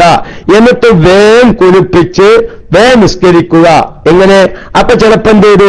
ഒരു 10 മിനിറ്റ് കാത്തു നിന്നാൽ ഇവിടെ നിസ്കരിക്കാൻ കുറച്ച് ആളുകൾ കൂടിയെത്തും. അപ്പൊ അതിനെന്ത് ചെയ്തു? ഒരു 10 മിനിറ്റ് കാത്തു. ഇവിടെ നിസ്കരിക്കുന്നവർ അധികരിക്കാൻ വേണ്ടിയിട്ട് ഈ കാര്യം മയ്യത്തിന് ചെയ്തു കൊടുത്തേണ്ട ശേഷം നിസ്കരിക്കുന്നവർ അധികരിക്കാൻ വേണ്ടിയിട്ട് ഇവിടെ കാത്തു നിന്നു, വിരോധമില്ല. നേരെ മറിച്ച് മയ്യത്തിന്റെ ദ്വാരത്തിൽ നിന്ന് രക്തം വരുന്നു, അവിടെ പഞ്ഞി വെച്ച് നിറച്ചു, വേഗം കെട്ടി അവരെന്ത് ചെയ്തു? കുളിപ്പിച്ചു. അപ്പൊ ആരോ ഫോൺ ചെയ്തു, ഇതാ മൂത്താപ്പ വേണമെന്ന് വളാഞ്ചേരി എത്തിക്കണ്, 10 മിനിറ്റും പാടെ കഴിഞ്ഞിട്ട് കഫൻ ചെയ്താൽ മതി. അങ്ങനെ മൂത്താപ്പാക്ക് മയ്യത്തിന്റെ മുഖം കാണുക. മൂത്താപ്പാക്ക് മയ്യത്തിന്റെ മുഖം കാണാൻ വേണ്ടിയിട്ട് ബന്ധിപ്പിക്കുക, അത് പാടില്ല. കാരണം മൂത്താപ്പ മയ്യത്തിന്റെ മുഖം കണ്ടു വെച്ചിട്ട് മയ്യത്തിന് ആഖിറത്തിൽ ഒരു ഗുണം കിട്ടുന്നില്ല. മൂത്താപ്പാന്റെ മൂത്താപ്പ മയ്യത്തിന്റെ മുഖം കണ്ടതിന്റെ പേരിൽ മയ്യത്തിനൊരു ഗുണം കിട്ടാനില്ല. നേരെ മറിച്ച് 10 ആള് നിസ്കരിക്കാൻ അധികരിക്കുമെങ്കിൽ അത് മയ്യത്തിന് 4 ആഖിറത്തിന് ഉപകാരം കിട്ടുന്ന കാര്യമായതുകൊണ്ട് ബന്ധിപ്പിക്കാം. അതുകൊണ്ട് എന്റെ പ്രിയപ്പെട്ട സാധാരണക്കാർ ഇവിടെ ശ്രദ്ധിക്കേണ്ട ഒരുപാട് മസാലകൾ ഇവിടെ കടന്നു കളിക്കുന്നുണ്ട്. ഈ ദ്വാരത്തിലൂടെ രക്തം വരുമ്പോ അവിടെ പഞ്ഞി വെക്കുന്ന മസാല പറയുന്നിടത്ത് സാധാരണക്കാരി എന്റെ ശബ്ദം ശ്രവിക്കുന്ന സഹോദരിമാർ ഇല്ലേ, എല്ലാവരും ക്ലാസ് റൂമിലില്ലേ, വലിയൊരു അണുക്കൊന്നും ഇങ്ങനെ കാണാൻ ഏതാർക്കും പറ്റാത്ത, അതല്ല രക്തത്തിന്റെ ഒക്കെ മസിലായതുകൊണ്ട് കേൾക്കാൻ വയ്യാച്ച. ആ കേൾക്കുന്നവരൊക്കെ രസിച്ചാല് പോലപ്പോ നമുക്ക് ഇപ്പൊ തന്നെയല്ലോ പോലെ മാഷാ അല്ലാഹ് ഇക്കാരൊക്കെ ഉണ്ടല്ലോ എല്ലാവരും ഇങ്ങനെ കേൾക്കാൻ അല്ലാഹു തആല ബറക്കത്ത് നൽകുമാറാവട്ടെ. ഞാൻ വിശദീകരണം കൂടുന്നതിലോ അതല്ലെങ്കിൽ മനസ്സിലാവാത്ത ഭാഗങ്ങളുണ്ടെങ്കിൽ പ്രവർത്തകർ പ്രത്യേകം അറിയിക്കണമെന്ന്, ശ്രോതാക്കൾ പ്രത്യേകം അറിയിക്കണമെന്ന് ഉണർത്തുകയാണ്. അപ്പൊ അങ്ങനെ രക്തം മതി നിങ്ങൾ ശ്രദ്ധിച്ചാൽ മതി. എല്ലാവരും ക്ലാസ് റൂമിൽ എന്ത് എനിക്ക് ബോധ്യപ്പെട്ടാൽ മതി. പക്ഷേ നമ്മളിങ്ങനെ ഒറ്റയ്ക്കുമ്പോ ഉമ്മയാനോ അവർ ഒറ്റയ്ക്കിരിക്കാൻ, ഞാനും പറഞ്ഞിങ്ങനെ ഒറ്റയ്ക്കിരിക്കാനോ ല്ലോ. അപ്പൊ അഥവാ അത് ഞാൻ മുമ്പത്തെ ഇഞ്ഞാനത്തെ ഏതോ ഒരു ക്ലാസ്സിൽ ഒന്ന് വ്യക്തമായി ഉണർത്തിയിട്ടുണ്ട്. എന്ത്? അതായത് പഞ്ഞു വെക്കുമ്പോ കഫൻ ചെയ്യുന്ന മസ്തല പറഞ്ഞിടത്ത് സാധുവായ ഞാൻ ഉണർത്തിയിട്ടുണ്ട്. അതായത് നമ്മൾ മയ്യത്തിനെ കുളിപ്പിച്ച് മയ്യത്തിന്റെ ശരീരത്തിൽ കൽപ്പൂരമെല്ലാം തേച്ച് വെതറിക്കൊടുത്ത് പിന്നെ നമ്മള് ദ്വാരങ്ങളിലും സുജൂദിന്റെ സ്ഥാനങ്ങളിലൊക്കെയും പഞ്ഞു വെക്കണമെന്ന് പറഞ്ഞിടത്ത് മലദ്വാരം പോലോത്തതിൽ പഞ്ഞു വെക്കുമ്പോ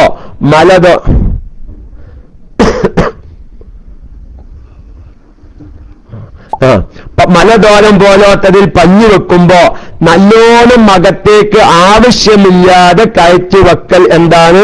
കറാഹത്താണ്. ആവശ്യമുണ്ടെങ്കിൽ നിർബന്ധവുമാണ് എന്നൊരു മസല വന്നിട്ടുണ്ട്. ആ പഞ്ഞു വെക്കുന്നിടത്തൊരു മസല, അതേ മസല ഇവിടെ എല്ലാവരും ശ്രദ്ധിക്കണം. ആവശ്യമില്ലാതെ പഞ്ഞി അമിതമായി അകത്തേക്ക് വെക്കലും ആവശ്യമില്ലാതെ പഞ്ഞി അകത്തേക്ക് വെക്കലും നിർബന്ധമാണെന്ന് പറഞ്ഞ മസ്അലയിൽ അവരെ 2 കോലത്തിലും എന്ത് ശ്രദ്ധിക്കണം? ആ നജസുമായി ഉള്ളിൽ ബന്ധപ്പെട്ട് നിൽക്കുന്ന പഞ്ഞിയുടെ തുമ്പ് പോലോത്തത് പുറത്തേക്ക് തള്ളി നിൽക്കാതിരിക്കാൻ പ്രത്യേകം ശ്രദ്ധിക്കണം.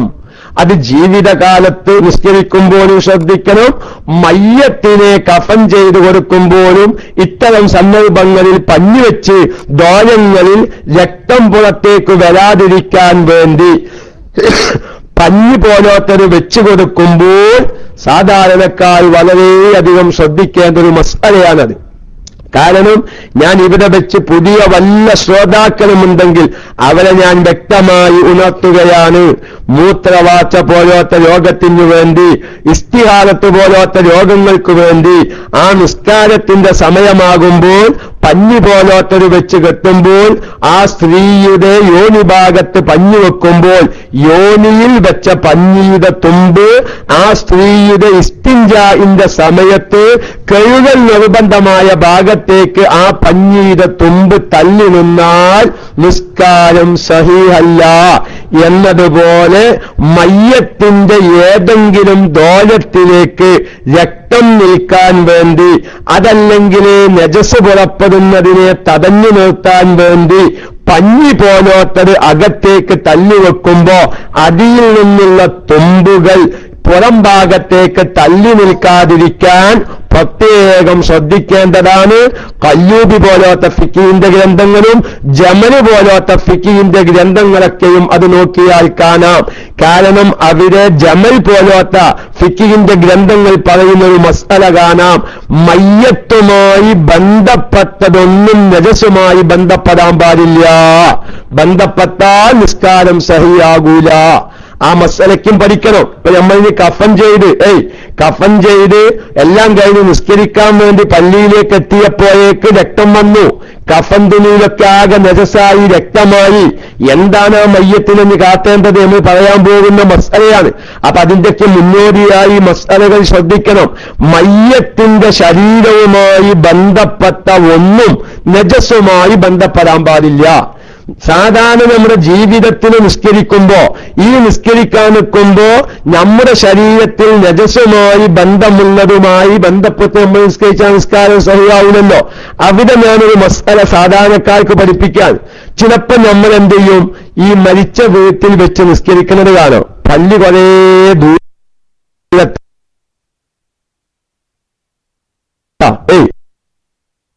പള്ളി കുറേ അത്ര ദൂരത്തേക്ക് പോകാൻ വയ്യാത്ത ആൾക്കാരാണെങ്കിൽ വീട്ടിൽ വെച്ചുണ്ടാക്കും, ഒന്ന് നിസ്കരിക്കും. ഇൻഷാ അല്ലാഹ് വീട്ടിൽ വെച്ച് നിസ്കരിക്കുന്ന ഒരു മസ്അലയാണ് സ്ത്രീകളുടെ മയ്യത്ത് നിസ്കാരം. ആ ഹറാം പറപ്പ് എന്നപ്പോ ഞാൻ അതിന് ഒറ്റവാക്കിൽ പറയുന്നത്. ഇൻഷാ അല്ലാഹ് അത് നമുക്ക് ഇൻഷാ അല്ലാഹ് വിശദീകരിക്കുന്നുണ്ട്. എത്ര സ്ത്രീകളുടെ നിസ്കാരം തന്നെ സഹിയാവാത്ത രൂപത്തിൽ വെറുതെ ഒരു മാഞ്ഞാളം കൊഞ്ചിയിട്ടുള്ള നിസ്കാരം ഉണ്ടല്ലോ, അത് വേറൊരു സബ്ജക്റ്റായി, ഒരു വിഷയമായി നമുക്ക് അവതരിപ്പിക്കാം. അപ്പൊ നമ്മൾ യാദൃശികമായി ചിലപ്പം ഇപ്പൊ നമ്മൾ നേരത്തെ പറഞ്ഞമായി തന്നെ മയ്യത്ത് പള്ളിയിലേക്ക് എത്തുമ്പോഴേക്ക് രക്തം വരും. അപ്പൊ എല്ലാവരും നമുക്ക് വേനബ്ബന് പരേനാന്ത് നിസ്കരിക്കുക, ഇത് വേം മയ്യത്താണ്ട് കൊണ്ടുപോകാം. നമ്മളിപ്പം ഈ മയ്യത്തിനെ ഏറ്റ് പള്ളിയിലേക്ക് എത്തുമ്പോഴേക്ക് നജസ് ഉറപ്പതും. അപ്പൊ നമ്മൾ സ്വയിപ്പാവും, നമുക്ക് പെട്ടെന്ന് പരേന നിസ്കരിക്കുക. അതൊക്കെ സാധാരണ സടക്കുന്നതാ. അങ്ങനെ പരേന നിസ്കരിക്കേണ്ട സന്ദർഭങ്ങളിൽ പ്രത്യേകം ശ്രദ്ധിക്കണം.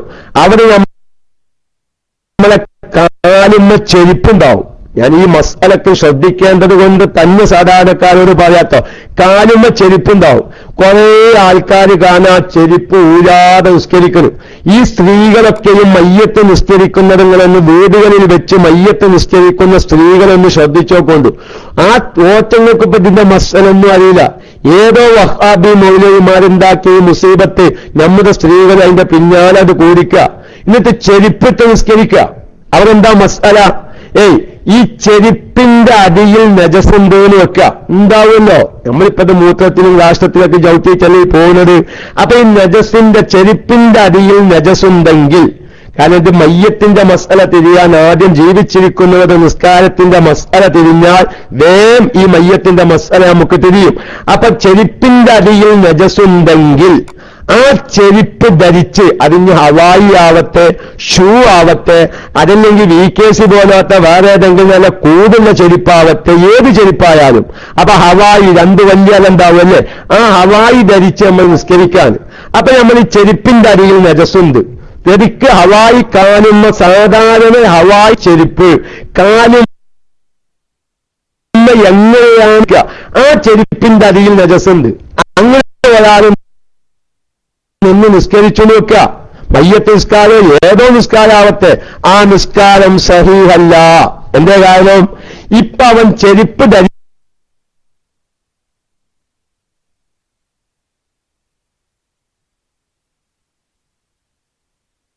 ധരിച്ചവനാണ്. പെട്ടിട്ടാണ് അവൻ നിസ്കരിക്കുന്നത്, നിസ്കാരം സഹിയല്ല. നേരെ മറിച്ച് അവനാ ചെരുപ്പ് കാര്യം വന്ന് ഷൂ ഊരി, അല്ലെങ്കിൽ ഹവായി ഊരി, അല്ലെങ്കിൽ ബാറ്റന്റെ VKസിലെ മറ്റു സൈസിലുള്ള ചെരുപ്പുകൾ ഊരി അതിന്റെ മുകളിൽ കാല് വെച്ചു. ശ്രദ്ധിക്കണം, അതിന്റെ മുകളിൽ കാല് വെച്ചു. അങ്ങനെ നിസ്കരിച്ചാൽ നിസ്കാരത്തിന് കുഴപ്പമില്ല. അപ്പൊ എന്താ ഉസ്താദ് അത് വ്യത്യാസം? ഞാൻ ഉസ്താദുമാർക്ക് വേണ്ടിയിട്ടല്ല പറഞ്ഞത്, സാധാരണക്കാർക്ക്. ഉസ്താദെ ചെരുപ്പ് ധരിച്ച് നിസ്കരിച്ചാൽ ചെരുപ്പിന്റെ അടിയിൽ നജസുണ്ടെങ്കിൽ നിസ്കാരം സഹിയാവൂല. ചെരുപ്പ് ഊരിയിട്ട് കാലുമെന്ന് ഊരിയിട്ട് ചെരുപ്പിന്റെ മുകളിൽ കാല് വെച്ച് നിസ്കരിച്ചാൽ നിസ്കാരം സഹിയാകും. വ്യത്യാസമുണ്ട്. ആദ്യത്തെ കോലത്തിൽ അവൻ ചെരുപ്പ് ധരിച്ചവനാണ്. ചെരുപ്പ് ധരിച്ചവനാവുമ്പോൾ നിസ്കാരത്തിന് ധരിച്ച വസ്തുക്കളിലൊന്നും നജസുമായി ബന്ധപ്പെടാൻ പാടില്ല. ചെരുപ്പ് കാലിൽ നിന്ന് ചെരുപ്പ് ഊരി അതിന്റെ മുകളിൽ കാല് വെക്കുമ്പോ അവൻ ചെരുപ്പ് ധരിക്കാത്തവനാണ്. ചെരുപ്പിന്റെ മുകളിൽ കാല് വെച്ചിക്ക, പക്ഷേ കാലിന്റെ ചെരുപ്പിന്റെ അടിയിൽ നജസുണ്ട്. ഈ നജസുമായി അവനിക്കൊരു ബന്ധമില്ല, ഒരു കുഴപ്പമില്ല, നിസ്കാരത്തിന് കുഴപ്പമില്ല. ഞാൻ അവിടെ ഒരു മസാല കൂടി പഠിപ്പിക്കട്ടെ. ഇപ്പൊ നമ്മുടെ നിലത്ത് മൂത്രമായി, ആ മൂത്രം ശരിയായ രൂപത്തിൽ ഉണങ്ങിക്കുന്നു, അതല്ലെങ്കിൽ ഉണങ്ങിയിട്ടില്ല, മൂത്രം അവിടെ കിടക്കുന്നുണ്ട്. ഞാൻ ഇതൊന്നും ചെയ്യാൻ വേണ്ടിയിട്ടുള്ള മസലല്ലോ. ഞാൻ ഇപ്പൊ നാളെ മുതല് കാഷ്ടത്തിന്റെ മേലെ മുസല്ല വിരിച്ച് നിസ്കരിക്കാൻ KMICയിൽ മസല വന്നിക്കുന്ന വെച്ചിട്ട് ഞാനും അങ്ങനെ നിസ്കരിക്കണ്ട. അപ്പൊ ഇതിന്റെ മസല എന്താ? ഞാൻ മസല തിരിയാൻ വേണ്ടി പറയാണ്, മസല മനസ്സിലാക്കാൻ വേണ്ടി പറയാണ്. മൂത്രം ഉണ്ട് നിലത്ത്, നിലത്ത് മൂത്രം ഇങ്ങനെ ഉണങ്ങാതെ കിടക്കുന്ന മൂത്ര, അതിന്റെ മേലെ നല്ലൊരു പ്ലാസ്റ്റിക്കിന്റെ കാൽപ്പറ്റ് വിരിച്ച്, അല്ലെങ്കിൽ പ്ലാസ്റ്റിക്കിന്റെ ഒരു കടലാസ് വിരിച്ച്, മുകളിലേക്ക് നനവ് വരാത്ത രൂപത്തിൽ നമ്മുടെ ഡൈനിങ് മേശന്റെയൊക്കെ മേലെ വിരിക്കുന്ന കവറില്ലേ, അതേമായിക്കൊരു ഷീറ്റ് വിരിച്ച്, ഒരു സുപ്ര വിരിച്ച്, എന്നിട്ട് ഓന അതിന്റെ മേലെ നിസ്കരിച്ചു മക്കളെ. അതിന്റെ മേലെ നിന്ന് നിസ്കരിച്ചു, നിസ്കാരത്തിന് കുഴപ്പമില്ല. ഇത് നിസ്കരിക്കാനല്ല, ഇത് ചെയ്യാനുള്ള മസലല്ല. നമ്മൾ ഓരോ മസല മനസ്സിലാക്കാൻ വേണ്ടി പറയാണ്. അതല്ലെങ്കിൽ നമ്മൾ നിസ്കരിക്കുന്ന കത്തിൽമ നിന്ന് നിസ്കരിക്കുക, ആ കത്തിലിന്റെ കാല് കിടക്കുന്നത് നജസില. അവര് നിസ്കരിക്കുന്നത് കുഴപ്പമില്ല. അപ്പൊ അത് കാരണം ഈ കത്തിലെന്തല്ല നിസ്കരിക്കുന്ന സ്ഥലം, അങ്ങനെ ഇവന്റെ ശരീരത്തിന്റെ ഭാഗങ്ങൾ തട്ടുന്ന സ്ഥലത്തൊന്നും നജസ് വരാൻ പാടില്ല. അപ്പൊ എന്നതുപോലെ ചെരുപ്പ് ഊരി ചെരുപ്പിന്റെ മുകളിൽ കാല് വെച്ചു, ആ ചെരുപ്പിന്റെ അടിയിൽ നജസുണ്ട്, നിസ്കാരത്തിന് കുഴപ്പമില്ല. ചെരുപ്പ് ധരിച്ച ചെരുപ്പിന്റെ അടിയിൽ നജസുണ്ട്, നിസ്കാരം സഹിയാകൂല എന്ന ഇതേ വിധി തന്നെയാണ് മയ്യത്തിനും.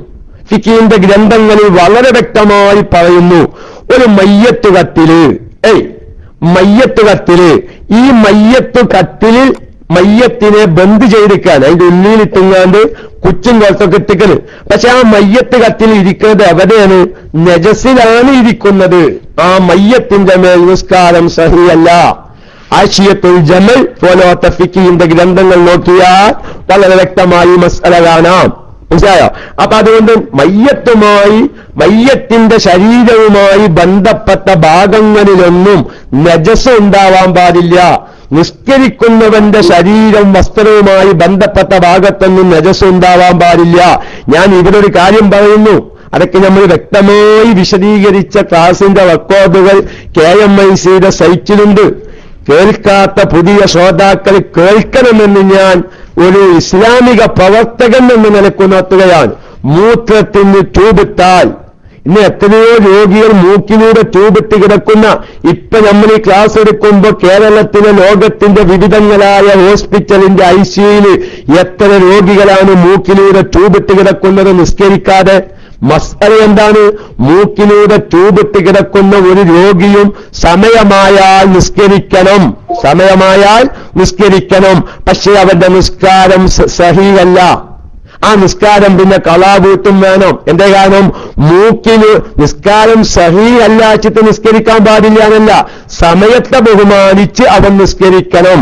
കാരണം മൂക്കിലൂടെ പൈപ്പിട്ടാൽ എന്താ കാരണം? ഈ പൈപ്പിന്റെ തല കിടക്കുന്നത് എവിടെയാണ്?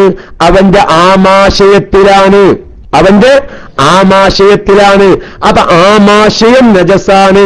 ആ നജസുമായി ബന്ധപ്പെട്ട പൈപ്പിന്റെ തലയാണ് മൂക്കിലൂടെ പുറത്തേക്ക് തള്ളി നിൽക്കുന്നത്. അപ്പൊ അതുകൊണ്ട് അവൻ കൽപ്പിച്ചു കൂട്ടി അങ്ങനെ ചെയ്തതാണെങ്കിൽ അവന്റെ നിസ്കാരം സഹീഹല്ല. നേരെ മറിച്ച് ഇവൻ രോഗിയായതുകൊണ്ട് അവനിക്കത് ചെയ്യാം.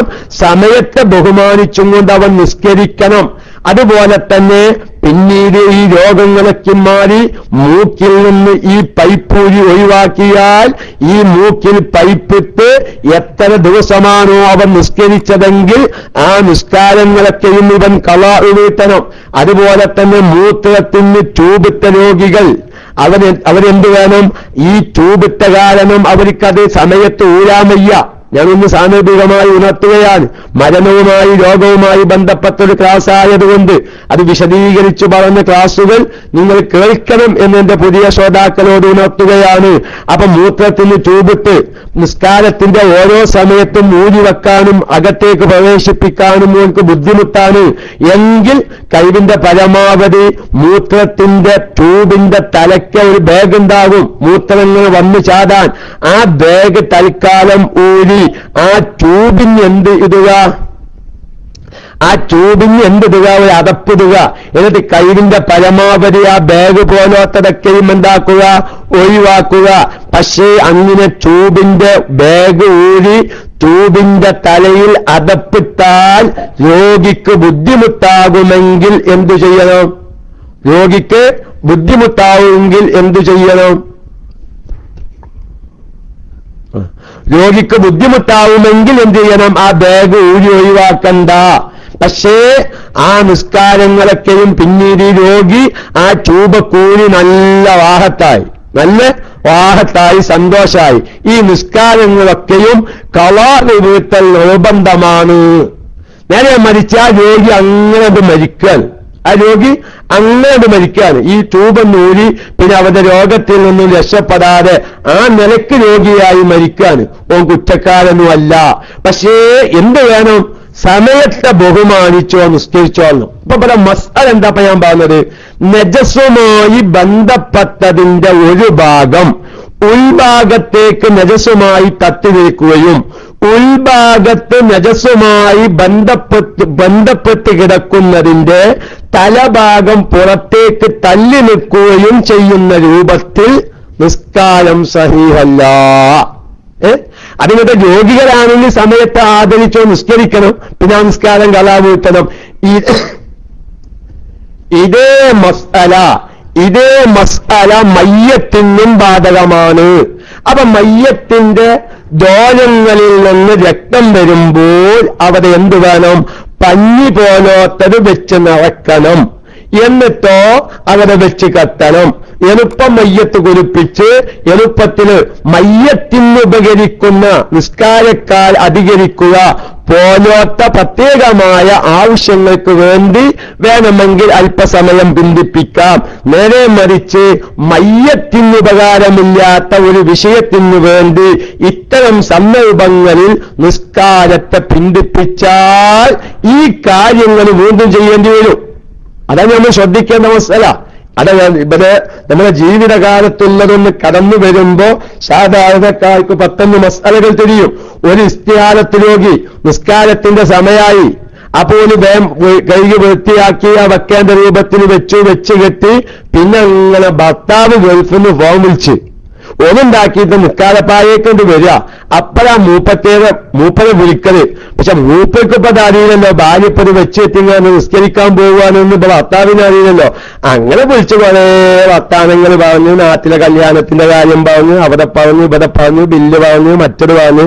ഒരു അരമണിക്കൂരോളം. പിന്നെ നെറ്റിന്ന് ഫോൺ വിളിച്ചാ പണ്ട് കുട്ടികൾ പറഞ്ഞില്ലേ, ഉമ്മാനും വാപ്പാനും മൊബൈൽ വെക്കുന്ന കേതരയാണെങ്കിൽ നേരം വെളുത്താ മദ്രസയ്ക്ക് നാട്ടെ പോവാഞ്ഞു പറഞ്ഞു. കാരണം വാപ്പനോട് വിളിക്കുക രാത്രി, പിന്നെ അങ്ങനെ ഇത് സംസാരിക്കുക. അവസാനം കുട്ടികളെ ഉറക്കും കല്ലെത്താവുക. അതുകൊണ്ടാ മക്കൾ പറഞ്ഞത് ഈ മൊബൈൽ കേതരയാണെങ്കിൽ രാവിലെ നാട്ടേ കാലത്ത് നീച്ച് മദ്രസയ്ക്ക് പോവാഞ്ഞു. അപ്പൊ ഇവരങ്ങനെ സംസാരിച്ച് എന്നാ കുഴപ്പമൊന്നുമില്ല. ഈ ചെയ്ത പണി ആദിക്കന്ന് ചെയ്യണം. കാരണം ഈ വർത്താനം പറച്ചലും പിടിക്കലും അല്ലെങ്കിൽ ചില സ്ത്രീകൾക്കുണ്ട് ഓനുണ്ടാക്കിയാലും എന്ത് ചെയ്യും? എന്തെങ്കിലും സാധനം അടുപ്പത്ത് വെക്കും. എന്നിട്ട് ആ ഒലുണ്ടാക്കി വരുമ്പോഴേക്ക് അത് വേവത്തേനും വിചാരിച്ച് തലക്കത്തേനും വിചാരിച്ച് അടുപ്പത്ത് വെച്ചെങ്ങാണ്ട് ഒലുണ്ടാക്കാൻ പോകും. ഇമ്മാതി രോഗികൾ എന്ത് ചെയ്തു, ഇത് അടുപ്പത്തും വെച്ചെങ്ങാണ്ട് ഒലുണ്ടാക്കാൻ പോയി. പിന്നെ ഓന് വെച്ചെത്തനും ഒലുണ്ടാക്കലും കഴിഞ്ഞതിന് ശേഷം അടുപ്പിന്റെ അണിയിൽ പോയി അതൊക്കെ ശരിയാക്കി പിന്നെ പോയി നിസ്കരിക്കുക. ഇതൊന്നും നിസ്കാരത്തിന്റെ ആവശ്യത്തിന് വേണ്ടിയുള്ള ബന്ധിപ്പിക്കലല്ല. അപ്പൊ അതുകൊണ്ട് ഇത്തരം നമ്മുടെ ജീവിതകാലത്തുള്ള ഇത്തരം മസാലകളൊക്കെയും ഇങ്ങനത്തെ അപകടത്തിൽപ്പെടുന്ന അല്ലെങ്കിൽ ഇങ്ങനത്തെ പ്രത്യേക സാഹചര്യത്തിലുള്ള മയ്യത്തുകളെയും ബാധിക്കുമെന്ന് ഞാൻ സാന്ദർഭികമായി ഉണർത്തുകയാണ്. അതുകൊണ്ട് ജമല് അയ്യൂബി പോലത്തെ ഫിഖിന്റെ കിതാബുകളിലൊക്കെയും പറയുന്നു, ഒരു ആവശ്യത്തിന് വേണ്ടി മയ്യത്തിന്റെ ഏതെങ്കിലും ദ്വാരങ്ങളിലേക്ക് പഞ്ഞി പോലത്തത് കയറ്റി വെക്കാം. ആ ഒഴുവുണ്ടെങ്കിൽ, കാരണമുണ്ടെങ്കിൽ അത് വാജിബാണ്. ഉദാഹരണം, രക്തം വരുന്നത് തടുക്കാൻ, നജസ് വരുന്നത് തടുക്കാൻ. പക്ഷേ ആവശ്യമില്ലാത്തയിടത്ത് അത് കറാഹത്താണ്. ആവശ്യമുണ്ടായാലും ആവശ്യമില്ലെങ്കിലും ആ കയറ്റി വെച്ചതിൽ നിന്ന് ആ നജസുമായി ബന്ധപ്പെട്ട ഭാഗത്തേക്ക് കയറ്റി വെച്ച പഞ്ഞിയിൽ നിന്ന് അല്പം പുറത്തേക്ക് നിന്നാൽ നിസ്കാരം സഹിയാകുന്നതല്ല രണ്ട് കോലത്തിലും എന്ന് ഫിഖിന്റെ ഗ്രന്ഥങ്ങൾ വളരെ വ്യക്തമായി പറയുന്നു. പിന്നെ ഒരു ചെറിയ ഏതെല്ലോത്തും രണ്ടാം കൗലില്ലാത്ത മസലല്ലോ. ഇമ്മാനെ തച്ചാലും അവിടെ രണ്ട് കൗലാണല്ലോ. തള്ളക്ക് കിട്ടണ്ടടാ. തള്ള കുറെ കാലയിക്കണം മക്കളേക്കാൻ അത് വാങ്ങാനായിട്ട് നടക്കണമെന്ന് ഒരു വിഭാഗം.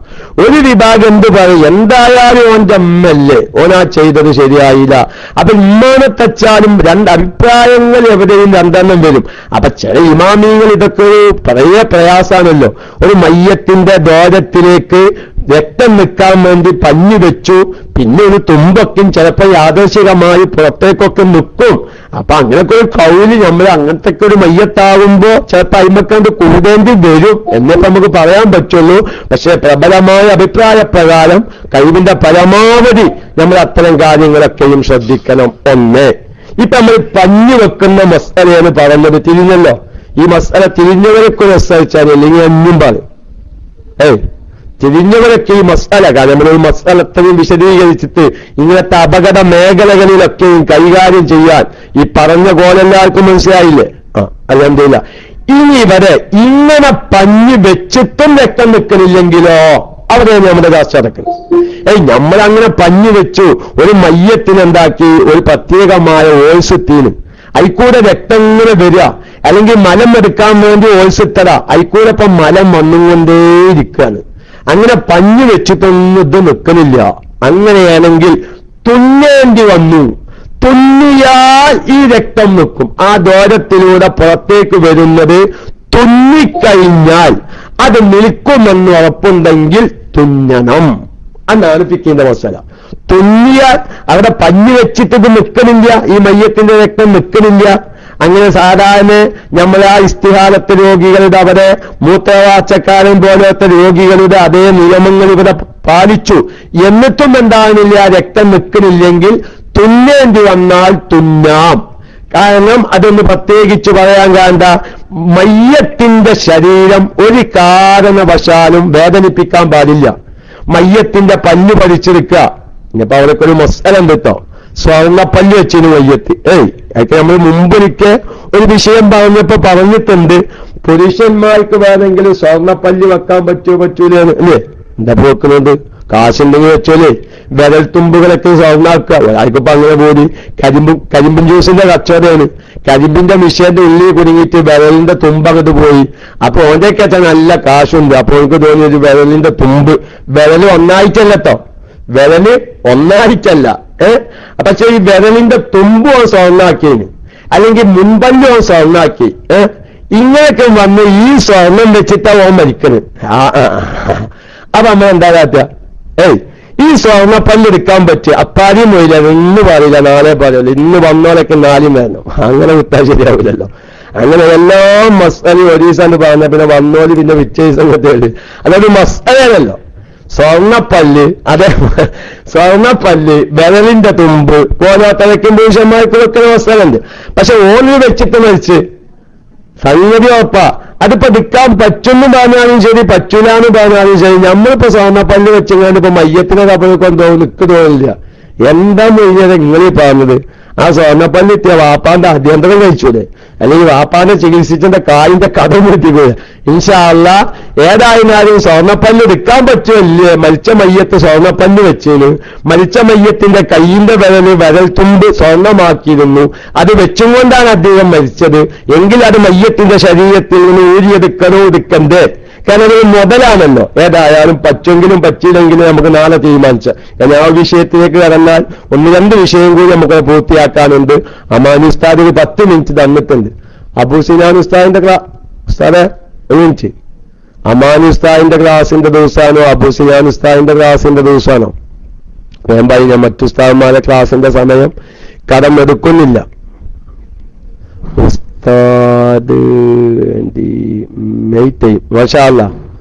ഞാൻ മൈക്കോട്ടെ ഒരു 1 മിനിറ്റ്. ഞാൻ നമ്മുടെ അമാനി ഉസ്താദായിരുന്നു മൗലിദിന്റെ ദുആ നടത്തിയത്. അപ്പൊ അമാനി ഉസ്താദ് മൈക്ക ഓതുമ്പോ റാഫി അസീർ ഉസ്താദ് മൈക്ക ഓതുമ്പോ പറഞ്ഞു 11 മണിക്കിന്റെ സമയമാണ്, ഞാനൊരു 10 മിനിറ്റ് വഴുകും, അതുകൊണ്ട് ഉസ്താദ് തുടരണം എന്ന് പറഞ്ഞപ്പോ ഞാൻ അങ്ങനെ പറഞ്ഞതാണ്. ഏതായാലും ഞാൻ അബൂ സിനാൻ ഉസ്താദ് എത്തിയിട്ടുണ്ടെന്നാണ് പറഞ്ഞത്. അപ്പൊ ഏതായിരുന്നാലും ഞാൻ ഇതാണ് പറഞ്ഞ മസല പൂർത്തിയാക്കാം. പിന്നെ 2ാമത്തെ മസല പിന്നീട് പറയാം. അപ്പൊ നമ്മുടെ ശരീരത്തിൽ ദോഷത്തിൽ നിന്ന് രക്തം വരുമ്പോൾ ജീവിതകാലത്ത് ഇസ്തിഹാലത്ത് രോഗി, അതുപോലെ തന്നെ മൂത്രവാർച്ചക്കാരൻ പോലോത്തവർ ചെയ്യേണ്ട അതേ വിധിയാണ്. അപ്പൊ അവരുടെ കാര്യങ്ങൾ ചെയ്തതിന്റെ ശേഷം നിസ്കാരത്തിന്റെ സമയം പിന്തിപ്പിക്കാൻ പാടില്ല പോലോത്ത വിധികളൊക്കെയും ഇങ്ങോട്ട് ബാധകമാണ്. ഇനി അങ്ങനെ പഞ്ഞി വെച്ചിട്ടും ആ രക്തം നിൽക്കുന്നില്ല, തുന്നേണ്ടി വന്നാൽ തുന്നുകയും ചെയ്യാം. അപ്പൊ മയ്യത്തിന്റെ ശരീരം അങ്ങനെ എപ്പോഴൊക്കെ തുന്നാൻ പറ്റും? മയ്യത്തിന്റെ നഖം, മയ്യത്തിന്റെ മുടി മുറിക്കാൻ പറ്റുമോ? ചായം പിടിപ്പിച്ച മുടി വെള്ളം ചേരുന്നില്ലെങ്കിൽ ആ മുടി നീക്കാൻ പറ്റുമോ? പോലത്തെ വിഷയങ്ങളൊക്കെയും അതിനോടനുബന്ധിച്ച് കടന്നു വരും. അപ്പൊ നമ്മൾ രക്തം നിൽക്കാത്ത മയ്യത്താണ്, പെട്ടെന്ന് കഫൻ ചെയ്ത് പൂർത്തിയാക്കുമ്പോഴേക്ക് വീണ്ടും രക്തം വരുമെന്ന് കണ്ടാൽ ഏറ്റവും നല്ലത് കഫൻ ചെയ്യുന്നതിന് മുമ്പ് നിസ്കരിക്കലാണ് എന്നും പറഞ്ഞു. തയമ്മം ചെയ്തു കൊടുക്കാനും കഫൻ കുളിപ്പിക്കാനും സാധിക്കാത്ത മയ്യത്താണെങ്കിൽ അവിടെ നിസ്കരിക്കാൻ പാടില്ല എന്നുള്ളതാണ് പ്രബലം എന്ന് പറഞ്ഞു. മയ്യത്തിന്റെ ദോഷങ്ങളിലൂടെ എന്താണ് രക്തമോ നജസോ പോലാത്തത് നിൽക്കാതെ വരുമ്പോൾ ചെയ്യേണ്ട രൂപവും പറഞ്ഞു.